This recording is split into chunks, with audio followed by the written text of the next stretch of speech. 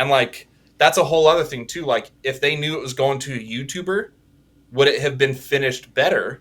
And I have a problem with that, dude. Mm-hmm. Like, just and I don't know if other YouTube channels do this or not, but when certain new guns get released and all the YouTubers say it's good and they had no problem with it, and then that gun has issues on the commercial market, to me that raises a lot of red flags. It's a And ton of red flags.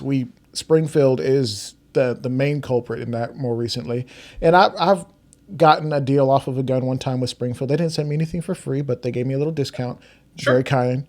And I'm always willing to get another discount or a free gun or whatever. I sure, don't send it, buddy. Like I'll give you it a just fair shake. it.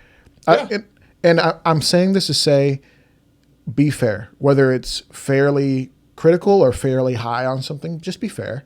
And it is a little concerning, and people, I talked to Humble Marksman about this one time, and he had his thoughts, but reality says, like, hey, if you send out YouTuber guns and all the YouTubers who got theirs pre-embargo, it's great. It comes in a special box that customers aren't getting.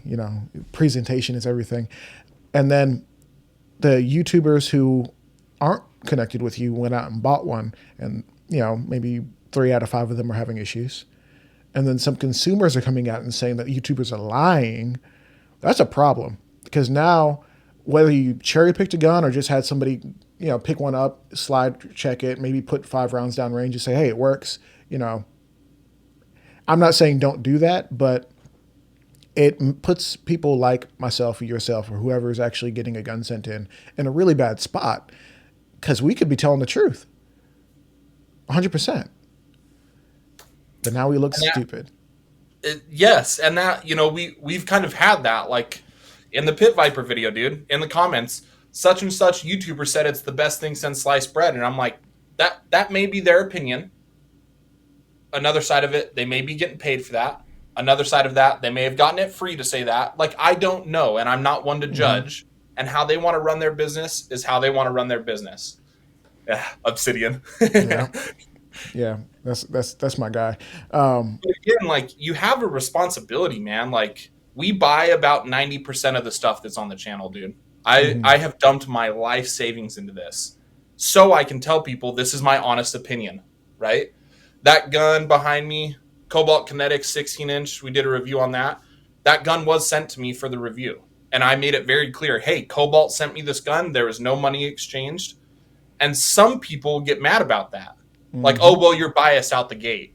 And I'm like, I could see that.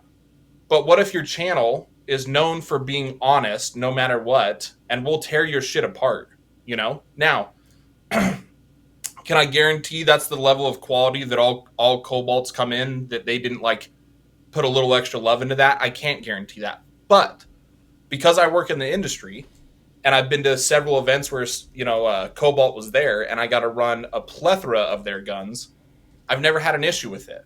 And I bring that up in the video, right? So there's some layers to all of this. But at the end of the day, you have a responsibility to not waste people's money.